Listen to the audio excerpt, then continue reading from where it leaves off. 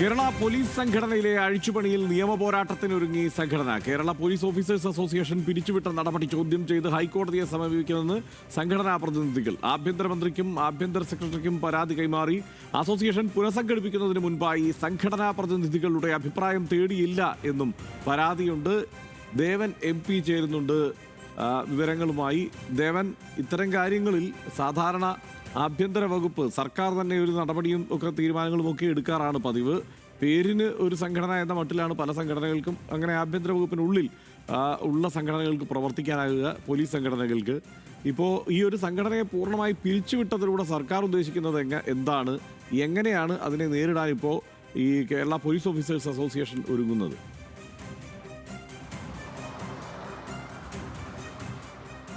Harshan, good morning.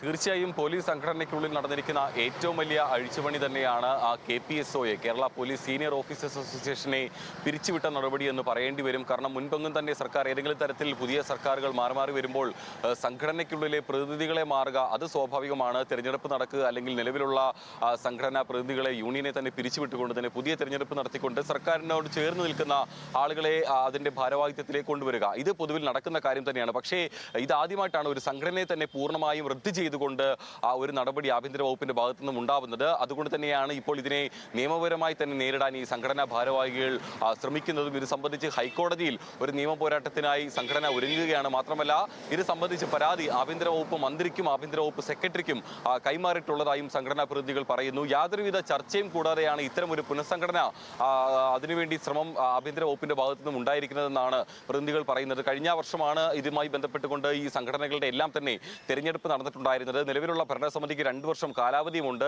ഇത് നിലനിൽക്കെയാണ് ഈ സംഘടനയെ തന്നെ പൂർണ്ണമായി റദ്ദാക്കിക്കൊണ്ട് പുതിയ തെരഞ്ഞെടുപ്പ് നടത്താനായി ഇപ്പോൾ ആഭ്യന്തര വകുപ്പ് ഉത്തരവിറക്കിയിരിക്കുന്നത്. ഇത് സംബന്ധിച്ചിട്ടുള്ള നിർദ്ദേശങ്ങളും, അതായത് ഈ സെപ്റ്റംബർ മാസം 30-നകം പുതിയ തെരഞ്ഞെടുപ്പ് നടത്തിക്കൊണ്ട് തന്നെ പുതിയ ഭരണസമിതി നിലവിൽ വരാനുള്ള നിർദ്ദേശമാണ് ഈ ഉത്തരവിൽ പറഞ്ഞിരിക്കുന്നത്. അതുവരെ DGP തലത്തിലുള്ള അഡ്ഹോക് കമ്മിറ്റി രൂപീകരിക്കാനും ഈ ഉത്തരവിൽ പറയുന്നുണ്ട്. പക്ഷേ ഒരു കാര്യം ഈ സംഘടനാ പ്രതിനിധികൾ പറയുന്നത്, ഏതെങ്കിലും തരത്തിലുള്ള ചർച്ച നടത്തിയെന്ന് മാത്രമല്ല, 1979 മുതൽ പോലീസ് സേനയ്ക്കുള്ളിൽ നിൽക്കുന്ന സംഘടനകളാണ് ഈ പറയുന്ന കേരള പോലീസ് അസോസിയേഷനും ഒപ്പം തന്നെ കേരള പോലീസ് സീനിയർ ഓഫീസർ അസോസിയേഷനും എല്ലാം തന്നെ. ഇതെല്ലാം തന്നെ നാളെ ഇതുവരെയും ജീവനക്കാരുടെ പ്രവർത്തനങ്ങൾക്കും അവരുടെ ബുദ്ധിമുട്ടുകൾ സർക്കാരിലേക്ക് അറിയിക്കുന്നതിൻ്റെ ഭാഗമായി എല്ലാം തന്നെ നല്ല രീതിയിൽ നിന്നുപോകുന്ന സംഘടനകളാണ്. അത്തരം ഒരു സംഘടനയാണ് യാതൊരു മുന്നറിയിപ്പും കൂടാതെ ഈ ഒരു രീതിയിൽ ഇപ്പോൾ ഈ പുനഃസംഘടിപ്പിച്ചിരിക്കുന്നത്. ഇതിന് കാരണമായി സർക്കാരിന്റെ ഭാഗത്തുനിന്നും വരുന്ന വിശദീകരണം എന്ന് പറയുന്നത്, കേരള പോലീസ് സീനിയർ ഓഫീസേഴ്സ് അസോസിയേഷനിൽ ഏകദേശം 300-ൽ താഴെ അംഗങ്ങൾ മാത്രമാണ് നിലവിലുള്ളത്. അതായത് നോൺ IPS ഉദ്യോഗസ്ഥർക്ക് താഴെ വരുന്ന ഉദ്യോഗസ്ഥർ ഉൾപ്പെടുന്ന സംഘടനയാണിത്.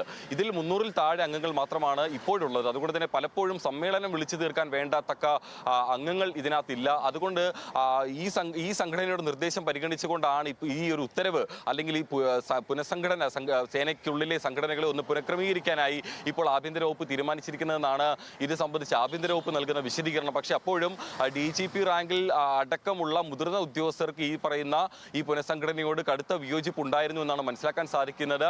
പക്ഷേ ആഭ്യന്തര വകുപ്പിൽ നിന്നുണ്ടായ സമ്മർദ്ദത്തെ തുടർന്നാണ് DGPയുടെ നിർദ്ദേശം ഈ റിപ്പോർട്ടിൽ ഉൾപ്പെടുത്തുകയും അതിന്റെ അടിസ്ഥാനത്തിൽ ഈ പുനഃക്രമീകരണം ഇപ്പോൾ ഏർപ്പെടുത്തിയിരിക്കുകയും ചെയ്തിരിക്കുന്നത്. ഏതായാലും നിയമ നടപടിയുമായി മുന്നോട്ട് പോകുമെന്ന് സംഘടന അറിയിച്ചിട്ടുണ്ട്. നിലവിൽ ഇപ്പോൾ ഈ ഒരു ഉത്തരവ് വന്നതിന്റെ അടിസ്ഥാനത്തിൽ പോലീസ് സേനയ്ക്കുള്ളിൽ അക്ഷരാർത്ഥത്തിൽ നമുക്ക് പറയാം രണ്ട് സംഘടനകൾ ആയി മാത്രം ചുരുങ്ങിയിരിക്കുകയാണ്. ഒന്ന് കേരള പോലീസ് അസോസിയേഷൻ, മറ്റൊന്ന് Kerala police senior officers association. ഇങ്ങനെ 2 സംഘടനകൾ മാത്രമായി ചുരുങ്ങിയിരിക്കുന്നു. അപ്പോൾ സിവിൽ പോലീസ് ഓഫീസർമാർ മുതൽ SIമാർ വരെയുള്ളവർ ഈ കേരള പോലീസ് അസോസിയേഷനിലും ഒപ്പം തന്നെ SIമാർ മുതൽ നോൺ IPS ഉദ്യോഗസ്ഥർമാർ വരെയുള്ളവർ കേരള പോലീസ് സീനിയർ ഓഫീസർ അസോസിയേഷനിലേക്കും ആയി മാറും. മാത്രമല്ല, ഇപ്പോൾ റദ്ദ് ചെയ്യപ്പെട്ട സംഘടനയുടെ ആസ്തിയും അവരുടെ ബാധ്യതകളും മറ്റു രേഖകളും എല്ലാം തന്നെ കേരള പോലീസ് അസോസിയേഷൻ KPയിലേക്കും KPSOയിലേക്കുമായി 60-40 എന്ന രീതിയിൽ ഓഹരി കൈമാറ്റം നടത്താനും ഈ ഉത്തരവിൽ പറയുന്നുണ്ട്. ഏതായാലും ഈ പോലീസ് സേനയ്ക്കുള്ളിലെ വലിയ അഴിച്ചുപണി ആഭ്യന്തര വകുപ്പിൽ കോൺഗ്രസിന് പിടിമുറുക്കാൻ ശ്രമിക്കുന്ന നടപടിയുടെ ഒരു ആദ്യഘട്ട നീക്കമായി തന്നെ പറയേണ്ടി വരും. കഴിഞ്ഞ ദിവസം തന്നെ സേനയ്ക്കുള്ളിൽ നടത്തിയിരിക്കുന്ന ട്രാൻസ്ഫറുകൾ, പ്രത്യേകിച്ച് മുതിർന്ന ഉദ്യോഗസ്ഥ തലത്തിലായിക്കോട്ടെ അല്ലെങ്കിൽ അതിന് തൊട്ട് താഴെ ആയിക്കോട്ടെ, കഴിഞ്ഞ ദിവസം DSPമാരുടെ എല്ലാം തന്നെ സ്ഥലമാറ്റ ഉത്തരവ് നമ്മൾ കണ്ടതായിരുന്നു. 161 ഉദ്യോഗസ്ഥരെയാണ് ഒറ്റയടിക്ക് സ്ഥലം മാറ്റിയത്. അതിൽ കോൺഗ്രസ് നേതാക്കൾക്ക് നേരെ നിയമ നടപടി സ്വീകരിച്ച ഉദ്യോഗസ്ഥരെ എല്ലാം തന്നെ ഉത്തരമലബാറിലേക്ക് മാറ്റി സ്ഥലമാറ്റം നടത്തുന്ന സാഹചര്യം നമ്മൾ കണ്ടിട്ടുണ്ടല്ലോ. ദേവനാണ് വിവരങ്ങൾ നൽകിയത്. ഇക്കാര്യത്തിൽ പോലീസ് സേനയ്ക്കുള്ളിൽ അമർഷം ഉയരുന്നു എന്നതാണ് ദേവൻ നൽകുന്ന റിപ്പോർട്ട്.